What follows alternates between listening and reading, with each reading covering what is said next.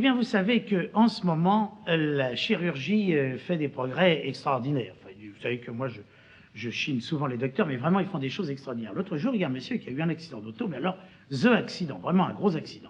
Vous savez, il avait le cuir chevelu qui pendait sur la figure, le nez dans la bouche dans le faux col, l'oreille, tout ça.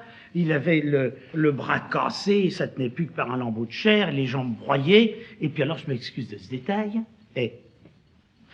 il avait heurté le derrière d'un camion, et alors le pare-brise s'était déboîté, et ça y avait coupé Coquette. Alors, on n'avait pas retrouvé Coquette, elle était mélangée dans les gamelles et tout ça. Alors, on l'emmène à l'hôpital, on dit, pauvre vieux, il va claquer, tout ça. Et un an après, dans son village, enfin dans le petit patelin où il habite, il revient. Il y a des types qui disent, mais c'est pas possible, c'est pas toi. Il dit, comment c'est pour moi? Oh, c'est pour ma gueule? Il dit, si. Mais on te croyait mort. Il dit, me voilà. Tu avais le cuir chevelu arraché. Il dit, tiens, le voilà. Le nez, il dit, tiens, le voilà. La bouche, il dit, tiens, le voilà. Le bras, tiens, le voilà. Les jambes, tiens, les voilà. Oui, mais, mec, Coquette. Il dit, mais elle est là? Il dit, elle était dans les gamelles, on l'a pas retrouvée. Mais il dit, ils m'ont greffé un coup de poulet. Quoi? Ils t'ont greffé un coup de poulet? Ouais. Un coup de poulet, et ça fait comme avant? Ouais. Aussi gros? Ouais. Aussi long? Ouais. Avec la peau qui va, qui vient? Ouais. Tout va bien comme avant? Ouais. Il n'y a qu'un truc, c'est que je suis obligé de le plumer tous les mois. Et puis quand il voit une poule, il fait cocorico!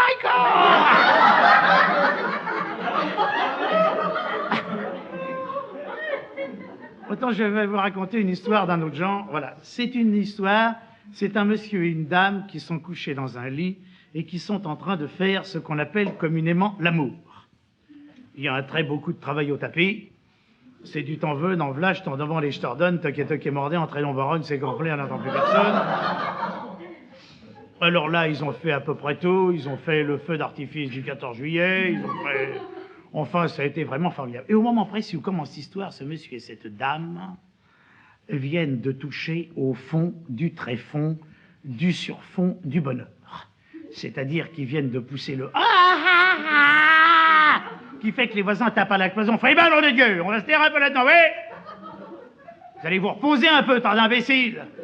Vous allez vous déphosphater, idiot. Le bonhomme va encore marcher sur son service 3 pièces demain matin en se rasant, hein?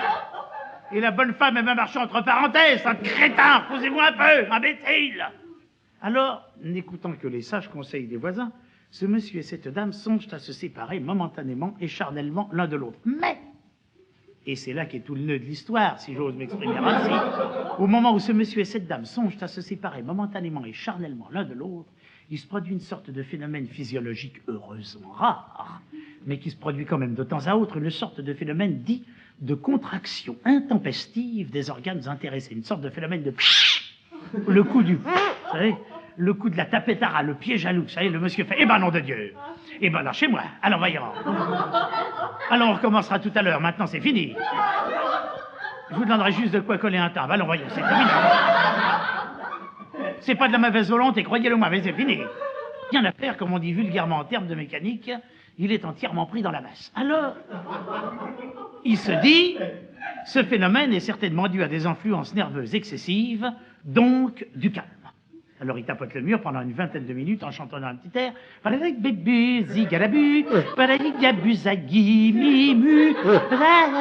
Il essaie de rien à faire, il en est au même point, mort, bien entendu. Il dit, alors là, ça doit venir de ma femme. Il prend une grande aiguille, il dit, je lui pique le cul, qu'est-ce que je risque? On va bien voir, ça va peut-être provoquer cette espèce de déclic, tout ça, il prend les grandes aiguilles, il pique le cul de cette pauvre malheureuse, et ça n'arrange rien. Ah, il dit, alors là, faut que j'en sorte, je peux pas aller décemment demain matin comme ça, mes affaires, c'est pas possible, on va voir. Je sais pas comment je vais monter en voiture, je pourrais pas conduire avec la bonne femme devant moi, on peut pas prendre le métro. Un billet d'un côté, l'autre de l'autre, on va se faire claquer la gueule, tout ça. Non. Alors, mi-reptile, mi-tortue, les v'là partis vers le téléphone. Ça arrive à joindre le docteur. Allô, oui. Allô, docteur, oui, oui, allô. Allô, est-ce que vous pouvez venir? Et il lui explique le coup. Le docteur dit, phénomène pas grave, indispensable que je vienne, que je vous amène à ma clinique, je vous ferai sur place une piqûre qui arrangera tout. Alors le docteur arrive, on fait descendre le concierge, le valet de chambre, tout ça, on les emmaillote dans les couvertures, on ficelle le tout, on les fout dans l'ascenseur, ils descendent, ça c'est déjà dans l'escalier, les voisins de palier font à l'alcool, enfin on les met dans la voiture, tout le monde s'en va, un taxi, pas. Et alors, la dame est assez ladre, assez avare, assez près de ses sous. Et par la couverture mal jointe, elle voit 15 francs, 18 francs, 27 francs, 50 francs, 100 francs, 200 francs. Elle dit à son mari, tu vois, tu m'aurais pris par derrière, on pouvait tous caler à pied.